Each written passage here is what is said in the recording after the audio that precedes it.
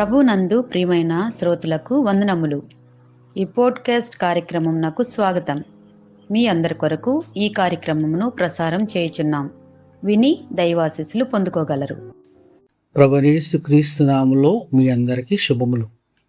ఈరోజు మన ధ్యాన వాక్యము యోహాను సువార్త 8వ అధ్యాయం 46వ వచనం. నా యందు పాపముందని మీలో ఎవరు స్థాపించును? నేను సత్యము చెప్పుచున్న ఎడల మీరెందుకు నన్ను నమ్మరు? దేవుడు తన పరిశుద్ధ వాక్యాన్ని మన వెనికిట్లో దీవించునుగాక. ముందుగా ఈ మాటలు ఏ సందర్భంలో చెప్పబడ్డాయో చూద్దాం. యేసుక్రీస్తు యెరూషలేములోని దేవాలయ ప్రాంగణంలో బోధిస్తున్నాడు. యూదుల మత నాయకులు ఆయన అధికారాన్ని ప్రశ్నిస్తున్నారు.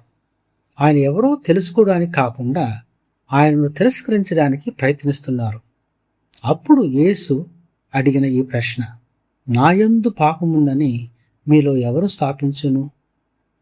ప్రపంచ చరిత్రలో ఎంతోమంది గొప్ప నాయకులు, గొప్ప గురువులు వచ్చారు.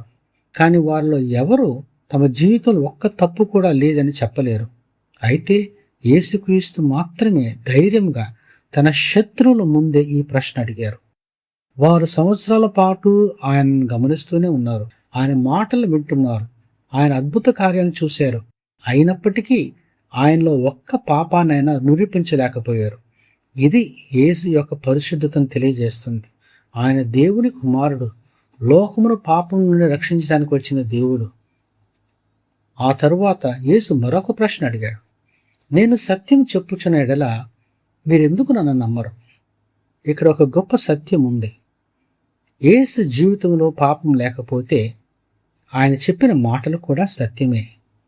ఆయన జీవితము ఆయన సందేశానికి సాక్ష్యంగా నిలుస్తుంది. నేడు మనం జీవిస్తున్న ప్రపంచంలో విశ్వాసం తగ్గిపోతుంది. రాజకీయ నాయకుల యొక్క మాటలపై సందేహం, సోషల్ మీడియాలో వచ్చే సమాచారంపై సందేహం, వ్యాపార ప్రపంచంలో కూడా నమ్మకం తగ్గిపోతుంది. ఇటువంటి కాలంలో యేసు మాత్రమే సంపూర్ణంగా పూర్తిగా నమ్మదగినవాడు. ఆయన ఎన్నడూ అబద్ధం చెప్పలేదు, ఎవరిని మోసగించలేదు, స్వార్థంతో ప్రవర్తించలేదు, పాపం చేయలేదు. అందువల్ల దేవుని గురించి, రక్షణ గురించి, నిత్య జీవితం గురించి ఆయన చెప్పిన ప్రతి మాట మనం నమ్మవచ్చు. ఈ వచనంలో మరో ముఖ్యమైన విషయం ఉంది. యేసు మీకు అర్థమవుతుందా అని అడగలేదు, మీరు నన్ను ఎందుకు నమ్మరని అడిగారు. కొన్నిసార్లు సమస్య జ్ఞానం లేకపోవడం కాదు, హృదయం సత్యాన్ని అంగీకరించకపోవడమే. యూదుల నాయకులు యేసు చేసిన అద్భుతాలను చూశారు, ఆయన బోధనలు విన్నారు, అయినప్పటికీ నమ్మలేదు. ఈరోజు కూడా అదే పరిస్థితి కనిపిస్తుంది. చాలామంది యేసుని గురించి తెలుసుకుంటున్నారు, బైబిల్ చదువుతున్నారు, ప్రార్థనలు కూడా చేస్తున్నారు, కానీ ఆయన వ్యక్తిగతంగా రక్షకునిగా విశ్వసించరు. నిజమైన విశ్వాసం అంటే యేసుని గురించి తెలుసుకోవడం మాత్రమే కాదు, యేసుని నమ్మడం. యోహాను సువార్త ఒక ముఖ్య ఉద్దేశంతో రాయబడింది. యోహాను సువార్త 20:31 వచనంలో యేసు దేవుని కుమారుడైన క్రీస్తు అని మీరు నమ్మునట్లును, నమ్మి ఆయన నామముందు జీవం పొందినట్లు ఇవి రాయబడిను. ఈరోజు యేసు అడిగే ప్రశ్న మన ప్రతి ఒక్కరికి వినిపిస్తుంది. నేను సత్యము చెప్పుచున్న ఎడల మీరు నన్ను ఎందుకు నమ్మరు? ఈరోజు ఆయన స్వరం వినిన ఎడల ఆయన పిలుపుకి లోబడండి. నీకు నూతనమైన జీవితం ఇవ్వగలడు. యేసుక్రీస్తు నీకు సమీపంగా ఉన్నాడు. నువ్వు ప్రేమించి నీ కొరకు శిలువలో మరణించి ప్రాణం పెట్టిన దేవుడు ఆయనే.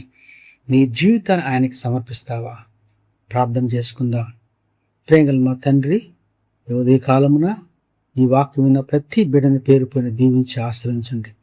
ఎవరైతే తండ్రి నీ అందు విశ్వసించారో వాళ్ళ జీవితంలో నీ యొక్క అద్భుత కార్యం చేయండి. ఉన్న ప్రతి సమస్య నుంచి పరిష్కారం దయచేయండి.